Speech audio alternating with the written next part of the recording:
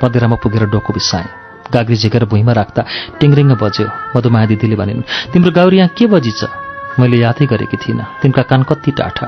गाग्रीभित्र हात हालेर हेरेँ, 1 रुपियाँको डबल रहेछ। उनले भनिन्, तिम्री सासूको काम।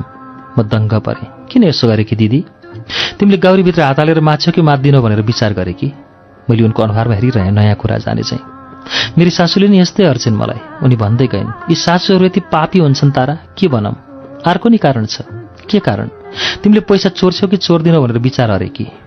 आमा गाउरी यहाँ त कताटा डबल परेछ भनेर दियो भने साधु बुहारी भयो, नत्र त चोर्नी र अलक्षणी बुहारी हुन्छौ, बुझ्यौ? अब यो पैसा सासूलाई दिनुपर्छ हो? मैले सोधेँ। हो त, अघि मैले भने जस्तै भन है, तर ससुरालाई नदेऊ नि फेरि, तिमी सक्दिनौ भन्दै उनले मेरो गाग्री ठुलो लुणाले भित्रसम्म माझिदिइन्। बाहिर पनि खरानीले माझेर टिलिक्क टल्काइदिइन्।